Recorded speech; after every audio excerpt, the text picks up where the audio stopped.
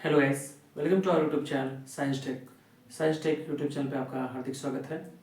जैसा कि आपको पता है कि हमारे चैनल पे छोटी छोटी वीडियो के द्वारा जो बड़े बड़े टॉपिक्स हैं उनको पार्ट वाइज लाकर समझाया जाता है, जिससे कम समय में आप अच्छी चीज़ों को प्राप्त कर सकें और उसका उपयोग कर सकें अपने आने वाली परीक्षाओं के लिए।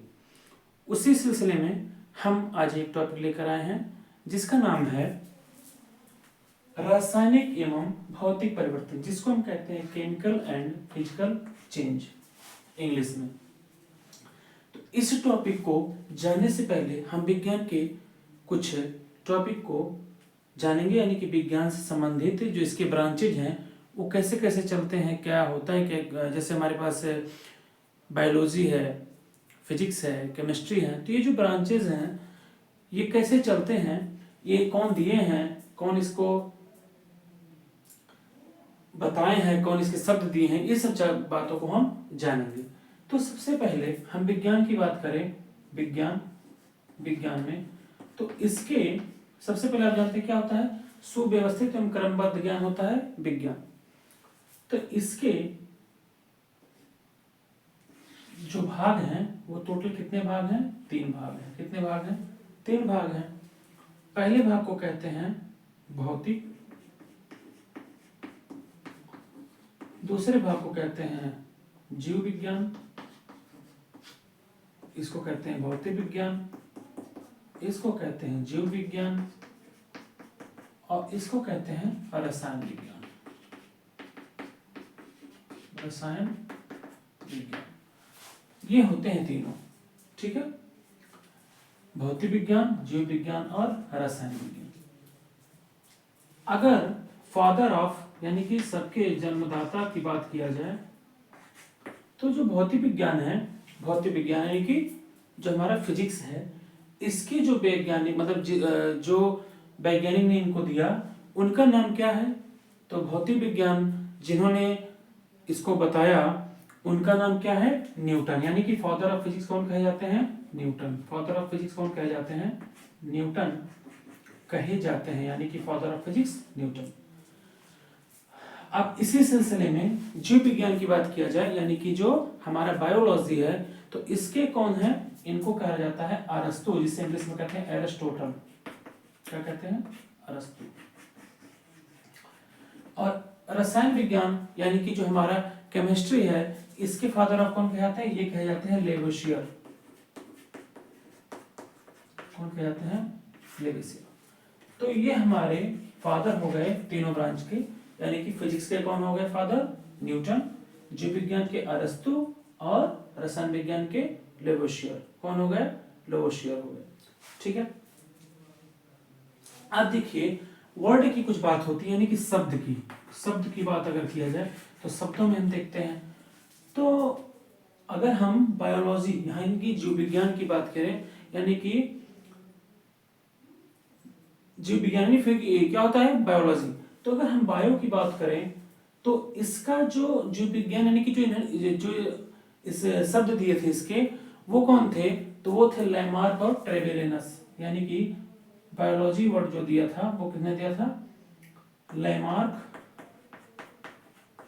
और ट्रेवेलियस, इन्होंने शब्द दिया था, ठीक है, और इन्होंने जन्म यानी शब्द को जन्म दिया था, लेकिन शब्द के बारे में बताया कौन था, लैमार्क और ट्रेवेलियस, ठीक है। और हमारा भौतिक विज्ञान के कौन हो गए पिता, न्यूटन, जीव विज्ञान अरस्तु, लेकिन शब्द को कौन दिया था, लैमार्क और ट्रेवेलियस।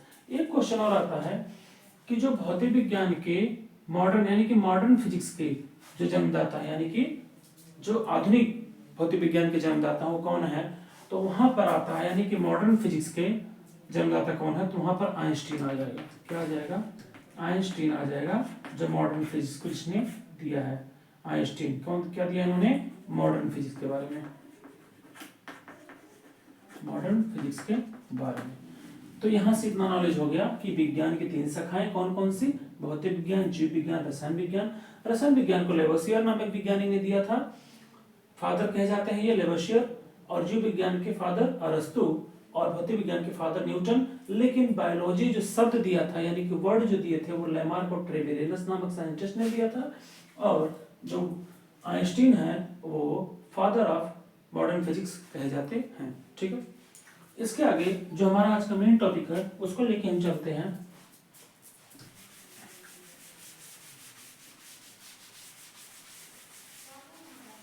देखिए ध्यान से समझिएगा।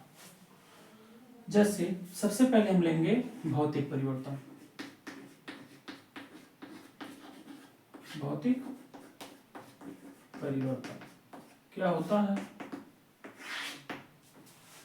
भौतिक परिवर्तन तो देखिए,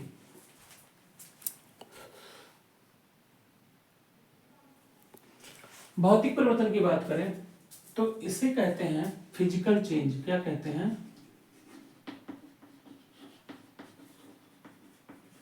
फिजिकल चेंज। ठीक है, तो जैसे किसी वस्तु के क्या कहेंगे, जैसे किसी वस्तु के दाब हो, किसी वस्तु के दाब परिवर्तन हो गया, और कोई वस्तु उबलने लगा, कोई वस्तु का संघनन होने लगा, तो ये सब क्या होते हैं? ये सब हमारे भौतिक परिवर्तन होते हैं। ठीक है ना, तो ताप में परिवर्तन, किसी वस्तु के ताप में परिवर्तन, दाब में परिवर्तन, कोई वस्तु उबलने लगा, ठीक है ना, और संघनन होने लगा किसी वस्तु का, तो ये सब क्या कहलाते हैं? ये भौतिक परिवर्तन के तहत आते हैं। अब भौतिक परिवर्तन में एक चीज और होता है कि जो फिजिकल चेंज होता है वह क्या होता है? तो फिजिकल चेंज उत्क्रमणीय होता है। उत्क्रमणीय का अर्थ क्या होता है? कि जिसको हम दोबारा प्राप्त कर सकते हैं। जैसे उत्क्रमणीय का मतलब होता है जिसको हम दोबारा प्राप्त कर सकते हैं, उत्क्रमणीय। ठीक है, यानी कि दोनों साइड से चलता है। ठीक है, जैसे जल और ये बर्फ, जल और बर्फ, तो जल से हम बर्फ प्राप्त कर सकते हैं और बर्फ से जल प्राप्त कर सकते हैं। ठीक है, तो ये क्या होता है? ये हमारा होता है उत्क्रमणीय परिवर्तन। ठीक है, और जो हमारा भौतिक परिवर्तन होता है ये एक अस्थाई अस्थायी परिवर्तन होता है। ये भी क्वेश्चन आया हुआ है, अस्थायी परिवर्तन। अच्छा, इसे अस्थायी क्यों कहा जाता है? इसके पीछे क्या कारण है? तो इसके पीछे ये कारण है क्योंकि जैसे मान लीजिए बर्फ है, तो बर्फ क्या हो रहा है? पानी में बदल जा रहा है पिघल कर। ठीक है, और फिर हम पानी यानी जल से उसको बर्फ प्राप्त कर ले रहे हैं 0 डिग्री सेल्सियस पे। तो हम ये कह सकते हैं कि ये क्या है? अस्थायी, क्योंकि हम जल से बर्फ बना ले रहे हैं और बर्फ से जल बना ले रहे हैं, तो हमारा कैसा परिवर्तन होगा? अस्थायी परिवर्तन होगा। और जल से बर्फ प्राप्त कर रहे हैं, बर्फ से जल प्राप्त कर रहे हैं, तो इससे हम क्या कह सकते हैं? उत्क्रमणीय भी कह सकते हैं। ठीक है, तो ये हमारा भौतिक परिवर्तन के तहत आता है। और भौतिक परिवर्तन में जैसे अगर कहीं आता है मोमबत्ती का पिघलना, अगर कहीं मोमबत्ती पिघल रही है और पूछ लिया गया एग्जाम में, आता है एग्जाम में ऐसे क्वेश्चंस कि मोमबत्ती का पिघलना किस परिवर्तन के तहत आता है, तो मोमबत्ती का पिघलना अगर बात किया जाए तो हमारा भौतिक परिवर्तन के तहत है, क्योंकि मोमबत्ती जब पिघल रही है तो उससे हम दोबारा प्राप्त कर ले रहे हैं। ठीक है, लेकिन यहाँ पर एक कंडीशन होता है कि जैसे एक हम तो टॉपिक पढ़ रहे हैं भौतिक परिवर्तन और रासायनिक परिवर्तन, टॉपिक तो हम ये पढ़ रहे हैं, लेकिन यहाँ पर हमें ये ध्यान देना है कि अगर मोमबत्ती का पिघलना पेपर में क्वेश्चन में आता है तो पिघलना अगर शब्द आएगा तो वहां पर भौतिक परिवर्तन होगा, लेकिन जैसे ही जलना शब्द आ जाएगा तो हमारा जलने का अर्थ क्या होगा? कि वह ऑक्सीजन के संपर्क में आता है। कोई भी वस्तु आपको पता होगी अगर जल रही है तो कहीं ना कहीं ऑक्सीजन के संपर्क में आता है, क्योंकि भाई हमारा जलने के लिए एक ही गैस पर्याप्त मानी जाती है जो कि ऑक्सीजन है। बिना ऑक्सीजन के तो हम कोई चीज जला नहीं सकते। ठीक है, और इसी ऑक्सीजन के प्रयोग पर हमारा एक था प्रयोग जो हम लोग पढ़े हैं कि अगर मोमबत्ती है जल रही है उसको ग्लास से हम ढक दें तो बुझ जाती है। क्यों? क्योंकि वहां पे ऑक्सीजन का जो पर्यावरण वहां पे गायब हो जाता है तो मोमबत्ती बुझ जाती है। तो वहीं से प्राप्त किया जाता है इसको कि अगर मोमबत्ती जल रही है, ठीक है ना, तो उसके पीछे क्या है? ऑक्सीजन के संपर्क में रहे। तो मोमबत्ती का जलना या दहन दो शब्द है। अगर जलना या दहन कहीं क्वेश्चन में आ गया तो वहां पर हमारा आंसर होगा रासायनिक परिवर्तन, जो कि हम आगे भी इसका डिस्कस करेंगे आपसे। तो भौतिक परिवर्तन में क्या होता है, सबसे पहले हमारा ये बेस है कि ये क्या है, अस्थायी परिवर्तन है और ये उत्क्रमणीय परिवर्तन है। उत्क्रमणीय और अस्थायी मतलब क्या होगा कि उसको हम दोबारा प्राप्त कर सकते हैं, ये होता हमारा भौतिक परिवर्तन। ठीक है, अब देखिए आपको इसके बारे में हम और भी भौतिक परिवर्तन के बारे में बताते हैं इसमें डायग्राम से। जैसे ये हमारा है ठोस, ये हमारा क्या है, ठोस, ये हमारा है द्रव और ये हमारा है गैस, तीन है। अगर ठोस से हम द्रव में जा रहे हैं तो ये क्या होता है, इसको कहते हैं गलन। क्या कहते हैं, गलन। और द्रव से अगर हम ठोस में आ रहे हैं तो इसको कहते हैं हीमन। क्या कहते हैं, हीमन। द्रव से गैस में जा रहे हैं, द्रव से गैस में, तो ये होता है वाष्पन। क्या होता है, वाष्पन। और गैस से द्रव में जा रहे हैं तो इसे कहते हैं संघनन, जिसके द्वारा वर्षा होती है, संघनन। और ठोस से बिना द्रव में बदले हम गैस में जा रहे हैं तो इसे कहते हैं ऊर्ध्वापातन। क्या कहते हैं, ऊर्ध्वापातन। अब सबका इंग्लिश बता देते हैं। देखिए, गलन को मेल्टिंग बोलते हैं, वाष्पन को वेपोरेशन बोलते हैं, संघनन को कंडेंसेशन बोलते हैं, और देखिए ठोस को सॉलिड बोलते हैं, ऊर्ध्वापातन को हम सब्लिमेशन बोलते हैं। तो ये सब चीजें होती है, यानी कि ये गलन, हिमन, वाष्पन, संघनन, ऊर्ध्वापातन, ये सब क्या है, ये हमारे फिजिकल हैं। क्या है, फिजिकल चेंजेस के तहत आते हैं। ठीक है, ये सब। अब देखिए इसके आगे, तो भौतिक परिवर्तन में पहला हम कुछ बात बताते हैं आपको। भौतिक परिवर्तन क्या होता है, बंद पात्र में होता है, बंद पात्र नहीं, भौतिक परिवर्तन जो होता है हमारा, भौतिक परिवर्तन, तो ये हमारा भौतिक परिवर्तन क्या करता है, इसमें नया पदार्थ नहीं बनता है। तो भौतिक परिवर्तन में पहला क्या होता है कि भौतिक परिवर्तन में कोई नया पदार्थ नहीं बनता, कोई नया पदार्थ नहीं बनता, कोई नया पदार्थ नहीं बनता, पहला। दूसरा, तो पहला क्या हो गया, कोई नया पदार्थ नहीं बनता। दूसरा क्या होता है, इसमें उत्क्रमणीय परिवर्तन होता है, उत्क्रमणीय परिवर्तन। इस परिवर्तन को क्या कहा जाता है, उत्क्रमणीय। फिर तीसरा होता है, ये क्या होता है, भौतिक परिवर्तन अस्थायी होता है। क्या होता है, अस्थायी होता है। ठीक है, ये हो गया। अब इसी के तहत कुछ एग्जांपल और को आपको बता देते हैं। जैसे हम आपसे बात करें, कागज का फटना, कागज का फटना हमारा क्या हो जाएगा, भौतिक परिवर्तन हो जाएगा। कागज का फटना हमारा क्या होगा, भौतिक परिवर्तन होगा। मोमबत्ती का पिघलना भौतिक परिवर्तन है। ये सब क्वेश्चंस है जो आए हुए हैं। अगर हाँ, इसका एक कॉन्सेप्ट और आपको बता दें, जैसे कोई वस्तु है तो उसके, किसी वस्तु के अगर आकार में, आकार हो गया, आकृति हो गया, घनत्व हो गया, आकृति, आकार, घनत्व, आयतन, इन सब में अगर परिवर्तन आ रहा है तो हमारा क्या हो जाएगा, भौतिक परिवर्तन होगा, जिसे हम कहते हैं फिजिकल चेंज कहते हैं। ठीक है, अब देखिए यहां से एक कॉन्सेप्ट और आपको हम बताएंगे कि जो आप लोगों ने देखा होगा, पानी जिसे हम जल कहते हैं, वाटर, जिसका केमिकल सूत्र क्या होता है, केमिकल फार्मूला H2O। ठीक है, अगर इसके हम बात करें पानी की, तो पानी यानी जल ही एक ऐसा पदार्थ है जो तीनों अवस्थाओं में पाया जाता है। यानी कि जल ही एक ऐसा पदार्थ है जो आपको तीनों अवस्थाओं में मिलेगा। अगर ठोस की बात करें तो बर्फ में, द्रव की बात करें तो जल के रूप में, पानी के रूप में मिलता ही है, और गैस के रूप में बात करें तो भाप जो होता है, ठीक है, वो क्या होता है, ये तीन अवस्थाओं में हमारा पाया जाता है, जो कि जल होता है जो तीनों अवस्थाओं में पाया जाता है। ठीक है, अब यहां से हम बात करेंगे रासायनिक परिवर्तन का, जिसको हम बोलते हैं केमिकल चेंज। क्या किसकी बात करेंगे, रासायनिक परिवर्तन। किसका बात करेंगे, रासायनिक परिवर्तन, रासायनिक परिवर्तन, जिसे हम बोलते हैं केमिकल चेंज। क्या बोलते हैं, केमिकल चेंज। इसका क्या मतलब होता है, तो ये जान लीजिए सबसे पहले कि जो रासायनिक परिवर्तन होता है, इसमें आपको नया पदार्थ बनता दिखाई देगा। क्या बनता दिखाएगा, नया पदार्थ। ठीक है, दूसरा कॉन्सेप्ट क्या हो जाएगा, ये अनुत्क्रमणीय होता है, यानी कि ये आपको दोबारा नहीं प्राप्त होगा। तो नया पदार्थ बनेगा, अनुत्क्रमणीय होता है।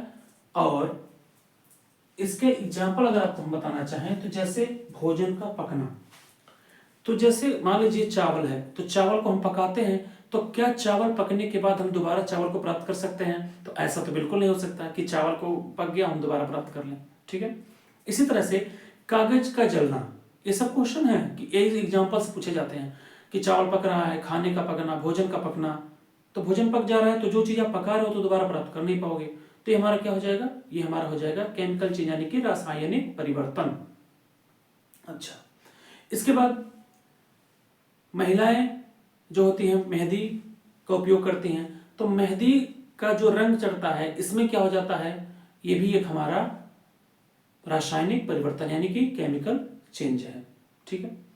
इसके बाद हम और आपको पता है लोहे पर जंग लगना, लोहे पर जंग लगना क्यों, ये भी क्या है, तो ये हमारा रासायनिक परिवर्तन। लेकिन लोहे पर जंग लगने का कॉन्सेप्ट आपको मैं बताना चाहूंगा कि लोहे पर जंग लगता कैसे है।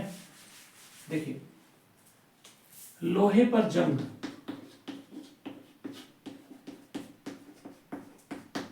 कैसे लगता है, तो इसके क्या हो जाता है, ऑक्सीडेशन हो जाता है, जैसे Fe2O3 इंटू X-H2O, इसी के द्वारा आपका लोहे पर जंग लगता है। यही होता है कि जो ये लोहे का होता है जब जल के संपर्क में आता है तो उसका ऑक्सीकरण हो जाता है और वो उसका क्षरण होने लगता है, तो ये लोहे पर जंग लगने का यही कारण होता है, ठीक है ना। Fe2O3 इंटू X-H2O, ये कारण होता है लोहे पर जंग लगने का, जिसमें लोहे का ऑक्सीकरण होने लगता है, ठीक है।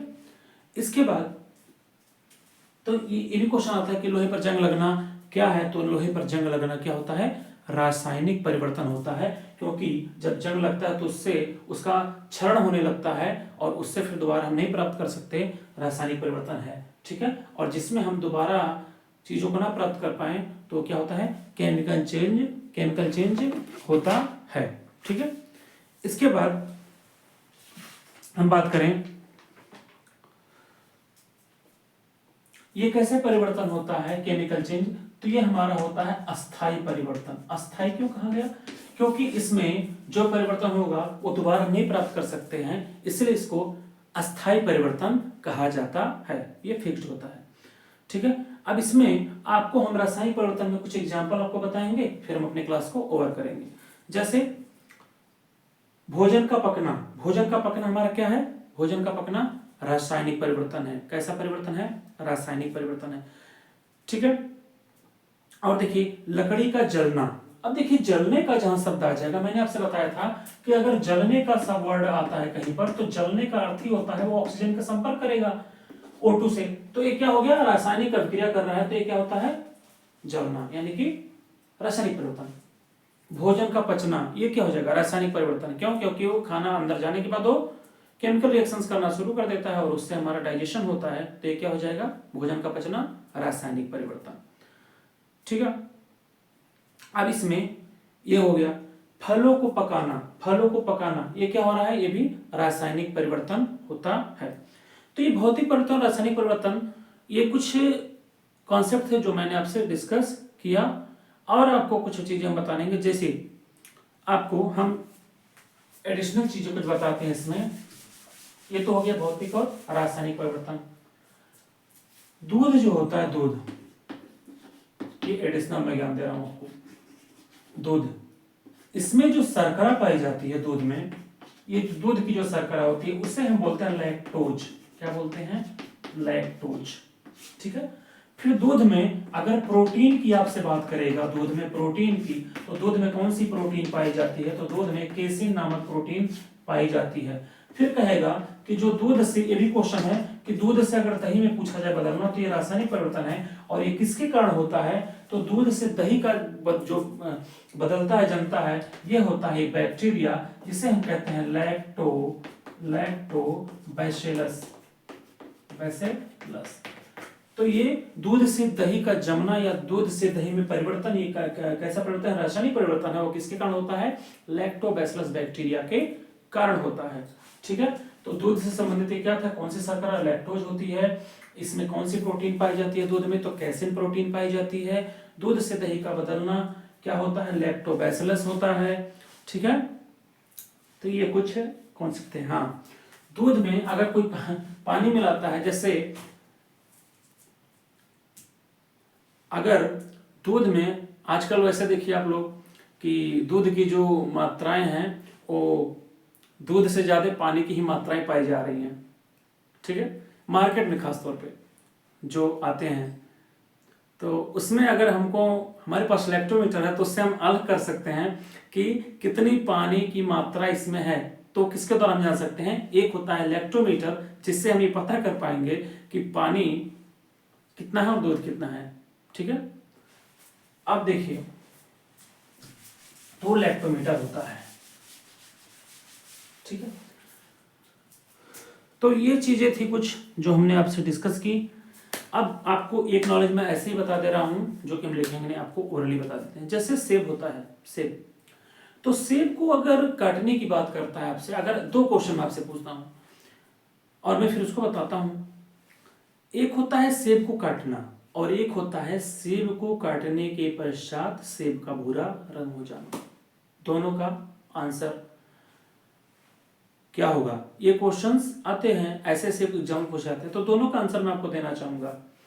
तो अगर सेब को काटने की बात करेगा कि हम सेब को कट कर रहे हैं, सेब को कट कर रहे हैं, तो अगर काटने का बात करेगा तो भौतिक परिवर्तन वहां पे होगा, फिजिकल चेंज होगा।